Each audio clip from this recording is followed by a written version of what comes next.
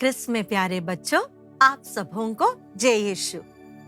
आइए आज का क्लास हम शुरू करेंगे एक प्रेयर के साथ। अपने हाथों को जोड़ेंगे, आंखों को बंद कर, सिर झुकाकर हम प्रार्थना करें। प्यारे प्रभु जी, आज के इस सुंदर दिन के लिए हम आपको तहे दिल से धन्यवाद देते हैं। आज तक आपने हमें जो कृपाएं दी है उनके लिए प्रभु हम आपको धन्यवाद देते हैं। आज आपके वचन के बारे में मनन चिंतन करने, कलीसिया के बारे में और समझने, प्रेरित कार्य के बारे में और जानने की कृपा हमें दीजिए। आपके पवित्र आत्मा से हमें भर दीजिए। यही प्रार्थना हम करते हैं हमारे प्रभु यीशु क्रिस्त के द्वारा, आमीन। पिता, पुत्र और पवित्र आत्मा की बड़ाई होवे, जैसे वह आदि में थी, अब है और अनंत काल तक सदा रहेगी, आमीन। जय यीशु। पिछले पाठ में हमने देखा था उन लोगों को जिन्होंने वचन के अनुसार अपना जीवन बिताया था। हम पहले चैप्टर से देखते आ रहे हैं कि church is missionary by nature. कलीसिया प्रेरितिक है स्वभाव से ही। और आज के चैप्टर में हम जानेंगे कि किस प्रकार, किस मीन्स के द्वारा कलीसिया ये प्रेरिताई कार्य करती है। आइए चैप्टर 7 प्रेरितिक कार्य के उपाय, इसके बारे में आज हम पढ़ेंगे। अगर हम ईसा के जीवन को देखेंगे तो हमें एक बात समझ में आएगी कि ईसा रात भर प्रार्थना करते थे और उसके बाद सवेरे से शाम तक वे सुसमाचार की घोषणा करते थे, रोगियों को चंगा करते थे। जो कुछ भी कार्य उनको करना था वे दिन भर करते थे और बाद में प्रार्थना में फिर से लीन हो जाते थे। हमारे प्रेरिताई कार्य के आधार भी प्रभु यीशु का जीवन और उनका एग्जाम्पल ही है। माँ कलीसिया यीशु के जीवन से ही सीखती है कि हमें प्रेरितिक कार्य कैसे करना है। प्रभु यीशु के दुख भोग, मृत्यु और पुनरुत्थान में ही उनके प्रेरितिक कार्य की पूर्ति हुई थी। अब हमारा प्रेरितिक कार्य का उद्देश्य यह है कि हम सुसमाचार की घोषणा करें दुनिया के कोने कोने तक और लोगों को प्रभु यीशु के वचन तक पहुंचाए और स्वर्ग राज्य की स्थापना करें। माँ कलीसिया प्रेरिताई कार्य करने के 4 उपाय देखते हैं।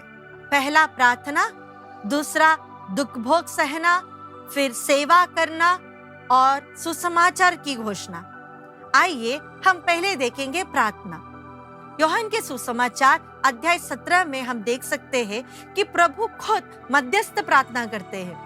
उन्होंने एक बार सिमोन से भी कहा, सिमोन मैं तुम्हारे लिए प्रार्थना करता हूँ। तो अगर हमारे जीवन में प्रार्थना है और मध्यस्थ प्रार्थना है, वो एक प्रेरितिक कार्य है।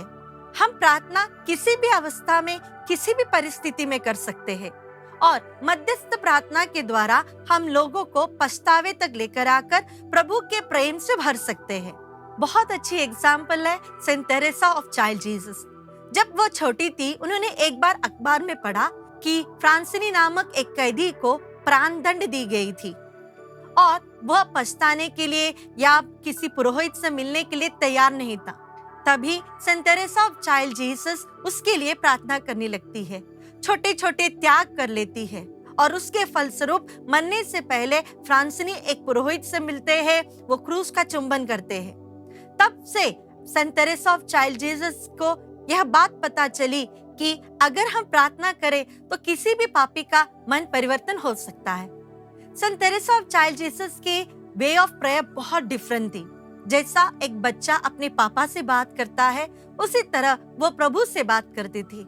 एक छोटा बच्चा जिस तरह पापा को खुश करने की कोशिश करता है, उसी तरह Saint Teresa of Child Jesus हमेशा प्रभु यीशु को खुश रखने की कोशिश करती थी, पाप से दूर रहती थी। प्यारे बच्चों, Saint Teresa of Child Jesus बहुत बीमार थी।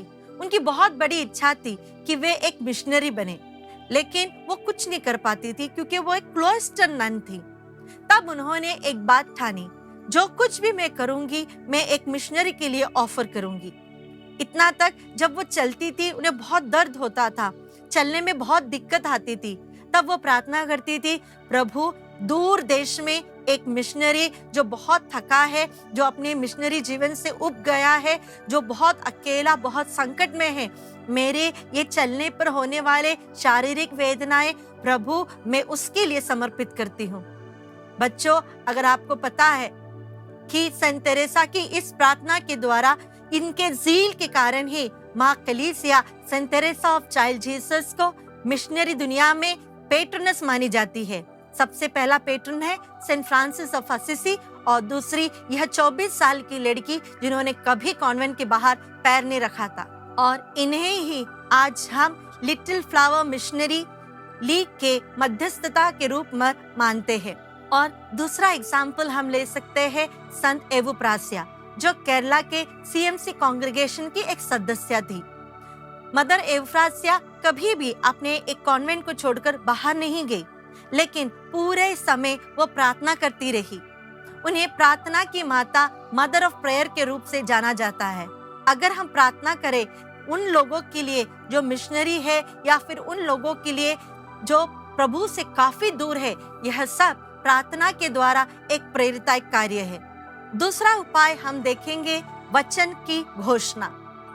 जैसे संत पौलुस कहते हैं, अगर एक आदमी वचन ना सुनेगा तो उसे विश्वास कहाँ से उत्पन्न होगा, और अगर उसे वह सुनना है तो कोई उसके पास जाकर वचन की घोषणा करना है। प्रेरित कार्य में सबसे बड़ा महत्वपूर्ण है वचन की घोषणा करना, और वास्तव में प्रभु के वचन की या सुसमाचार की घोषणा करना ही माँ कलीसिया का सबसे बड़ा दायित्व और दौत्य भी है। हम देख सकते हैं संत चावरा ने अपने दोस्तों के साथ मिलकर 2 संन्यास कांग्रेगेशन की स्थापना की थी। वे जब जीते थे उस काल में शिक्षा का बहुत अभाव था, और इसके कारण परिवार में बहुत दिक्कतें थी। लोग काफी गरीब थे। लोगों के उद्धार के लिए उन्होंने शिक्षा की शुरुआत की। उन्होंने ही हम जैसा आज हम देखते हैं चर्च के पास स्कूल की स्थापना, ये इन्हीं का आइडिया था। इन्होंने ही प्रेस के द्वारा सुसमाचार की घोषणा की कोशिश और शुरुआत भी की। इनके द्वारा ही प्रभु के वचन को तभी के जमाने में हम पढ़ भी सकते थे। प्यारे बच्चों, 1844 में केरला में सबसे पहला प्रिंटिंग प्रेस इन्होंने ही शुरुआत की थी, ताकि उस माध्यम के द्वारा प्रभु के सुसमाचार, प्रभु के वचन लोगों तक पहुंचा सके।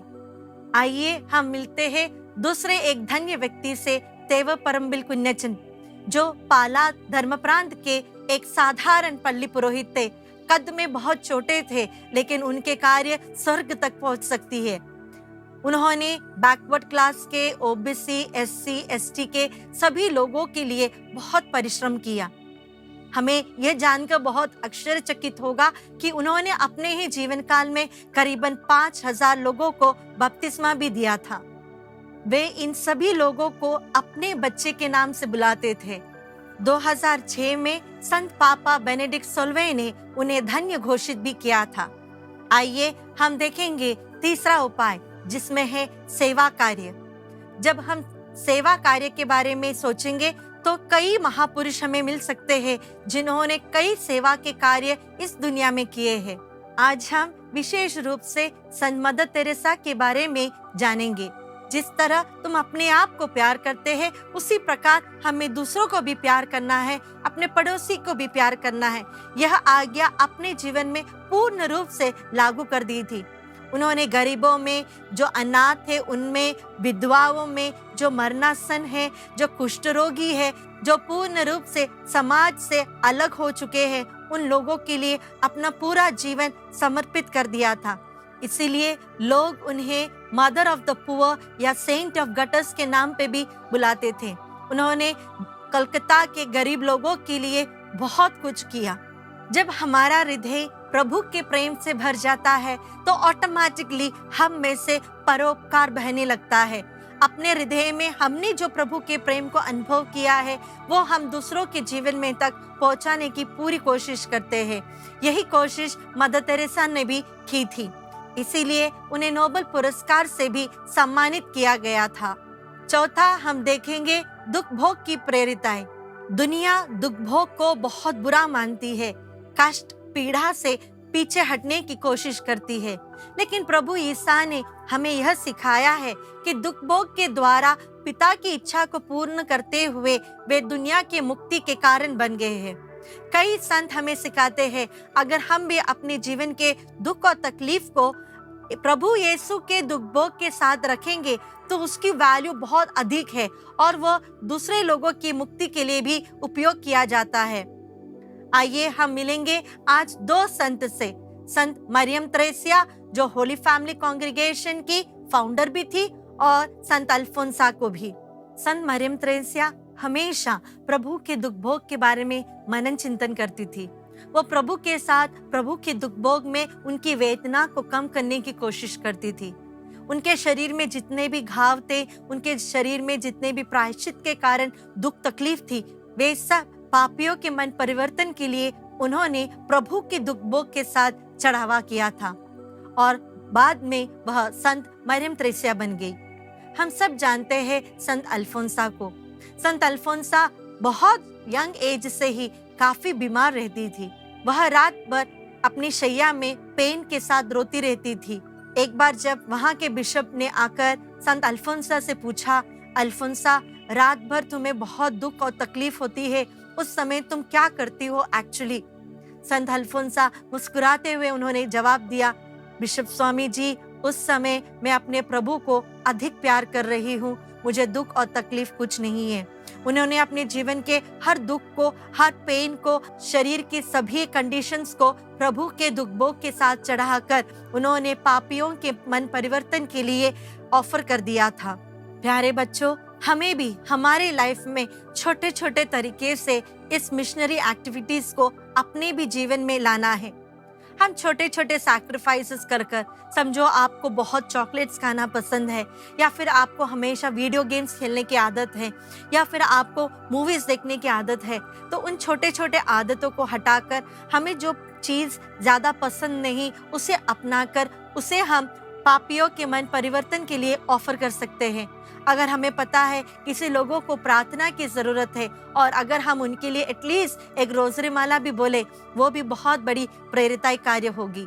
अगर हमारे फ्रेंड के सर्कल में जहाँ पर वर्ल्डली वैल्यूज को बहुत ज्यादा इंपॉर्टेंस दिया जाता है, अगर वहाँ पर हम प्रभु यीशु के लिए एक विटनेस बन सके, प्यारे दोस्तों, आप उसमें से सबसे अच्छा प्रेरित कार्य वहीं पर करते रहेंगे। आइए आज इस क्लास को जब हम समाप्त कर रहे हैं, अपने मन में एक बात जरूर डालें, मुझसे जिस तरह होता है, मेरे प्रार्थना के द्वारा या मेरे छोटे छोटे सैक्रिफाइसेस के द्वारा या प्रभु के वचन को दूसरों तक पहुंचाने की मेरी कोशिश के द्वारा, जिस प्रकार भी हो, मैं अपने तरफ से एक छोटा सा कंट्रीब्यूशन प्रभु के वचन को दुनिया भर पहुंचाने की कोशिश जरूर करूंगी या करूंगा। पेज नंबर 59 में आप थोड़े से क्वेश्चंस देखेंगे। इसके आंसर्स आपको इस पार्ट में भी मिलेगी और आप जब सुन रहे हैं इसमें भी मिलेगी। जरूर इस क्वेश्चंस को सॉल्व कीजिएगा और अपने लाइफ में एक छोटा सा डिसीजन भी लीजिएगा कि हम हमारी तरफ से पूरी कोशिश करेंगे प्रभु के सुसमाचार को दुनिया के कोने कोने तक फैलाने के लिए। आइए अपने हाथों को जोड़कर हम प्रार्थना करें। प्यारे प्रभु जी, हम विशेष रूप से आज आशीर्वाद मांगते हैं। हमें ये कृपा दीजिए कि हम भी अपने जिंदगी में अपने तरीके से आपकी वचन की घोषणा कर सके और अपने छोटे छोटे प्रार्थनाओं और सैक्रिफाइस द्वारा पापियों के मन परिवर्तन के लिए ऑफर कर सके। यही प्रार्थना हम करते हैं हमारे प्रभु यीशु ख्रिस्त के द्वारा। आमीन। पिता, पुत्र और पवित्र आत्मा के नाम पर। आमीन। आप सबों को जय यीशु।